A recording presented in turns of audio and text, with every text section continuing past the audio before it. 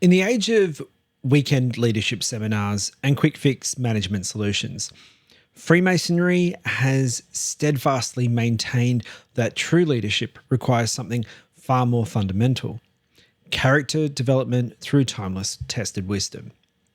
In this edition of Daily Masonic Progress, I'm going to share how Freemasonry reveals that leadership is a character-based journey, not a quick fix, and how ethical leadership requires submission to higher principles, and what leadership's ultimate purpose is, being community benefit. And by the end, you'll learn why true leadership is a transformative journey of service rather than a position of power or a set of acquired skills. But first, have you ever noticed how becoming a leader is often treated as a quick jump rather than a process? In an era dominated by quick fix leadership solutions and weekend training programs, the ancient tradition of Freemasonry offers a striking counterpoint to modern leadership development. Rather than treating leadership as a skill that can be rapidly acquired, Masonic tradition emphasizes leadership as a deliberate journey of character development that unfolds over time. And it's this journey that is carefully structured through a series of progressive stages that transforms an individual into a leader. Before one can assume the role of master of their lodge, they must first be initiated, passed and raised through the 3 degrees. And this is followed by service in progressive offices and a mandatory period of at least 1 year serving as a warden. Such a methodical progression stands in sharp contrast to contemporary approaches that promise rapid leadership development through brief seminars or workshops. And at the heart of this journey lies an unwavering focus on personal development.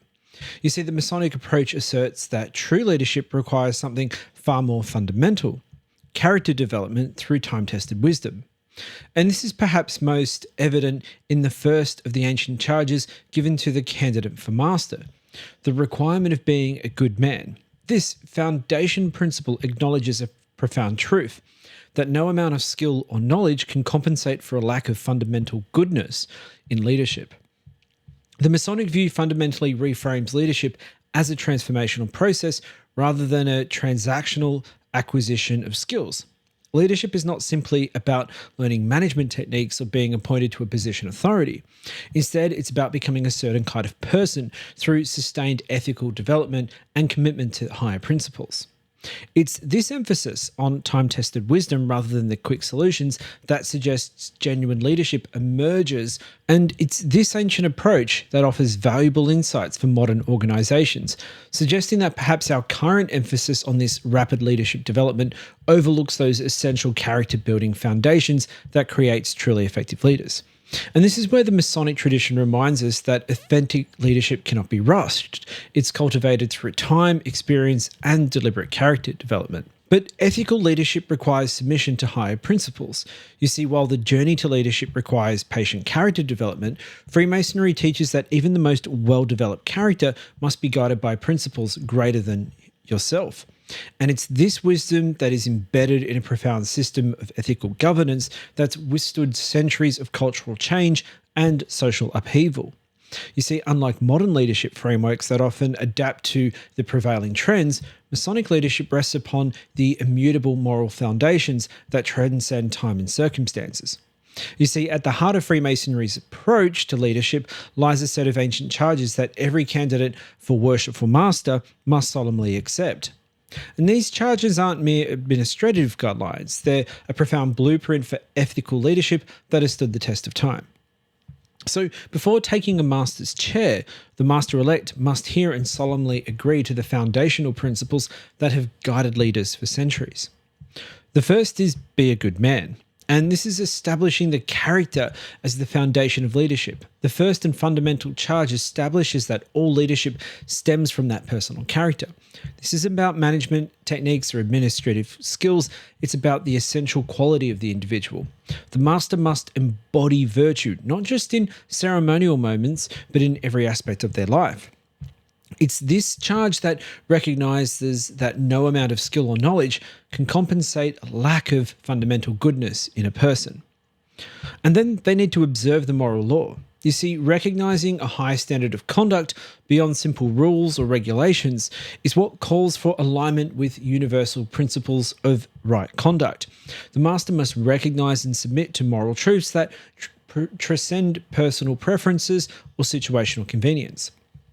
And this creates a foundation of ethical behavior that guides all decisions and actions, ensuring leadership serves a higher purpose rather than mere expediency. Be a peaceful subject. And this is demonstrating humility and respect for authority. And it reminds leaders that they too exist within a broader framework of authority. Even as they exercise leadership, they must model humility and proper respect for the established order. This prevents the abuse of power and ensures that authority is exercised with proper perspective and restraint. Next is respect the civil magistrate. You see, acknowledging one's place in broader society, leadership doesn't exist in isolation. It functions within that larger social context. And this emphasizes that the importance of recognizing and working within the established social structures. And it's there to remind leaders that their authority comes with civic responsibility and must be exercised in harmony with broader social institutions. Avoiding private piques and quarrels. And this is about maintaining dignity and practicing conflict avoidance. This speaks about the personal conduct expected of leaders. By avoiding private quarrels, leaders maintain the dignity of their office and model proper conflict resolution. And this isn't about avoiding conflict, but handling disagreements with wisdom and restraint, always mindful of the broader impact of personal conduct. They need to promote the general good of society. You see, focusing leadership on community benefit, their final charge elevates leadership beyond personal or organizational success to focus on the broader societal impact. Leaders must actively work for the benefit of society as a whole. And this transforms leadership from a position of personal authority into a tool for community advancement and social improvement. You see, the gravities of these charges is finally embodied in the promise to uphold these charges and regulations as masters have done in all ages. And it's this dedication that emphasizes that leadership is not just about authority, but about sacred responsibility, which a fundamental truth emerges. True leadership begins with personal transformation and that ethical commitment, rather than merely assuming a title or a position.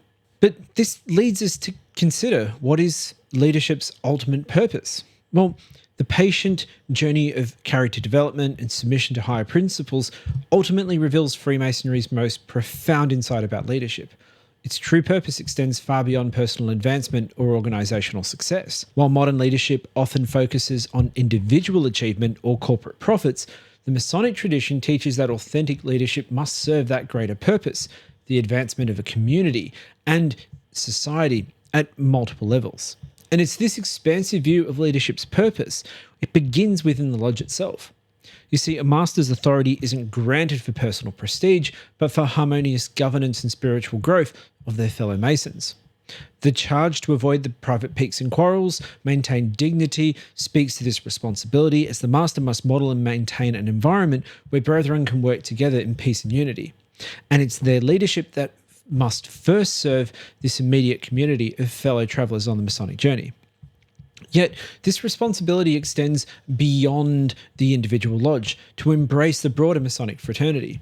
The master's obligation about observing the moral law and respect for the civil magistrate places them within the larger framework of not only Masonic governance, but societal governance as well. It's here that they become part of an unbroken chain of leadership that has preserved and transmitted Masonic wisdom through generations. This larger perspective transforms their role from a mere administrative authority to a custodian of a living tradition that has shaped leaders across centuries. Ultimately, Masonic leadership reaches its fullest expression in the charge to promote the general good of society. This principle elevates leadership beyond both individual lodge and fraternal concerns to embrace the broader community, whether it's their professional lives, their civic engagements, or their personal interactions. This multi-layered view of leadership's purpose offers a compelling alternative to our contemporary leadership models that are focused primarily on organizational effectiveness or personal achievement. And by emphasizing community service at every level, from the lodge to society at large, the Masonic tradition reminds us that true leadership finds its higher purpose, not in what it achieves for the leader, but what it achieves for the common good.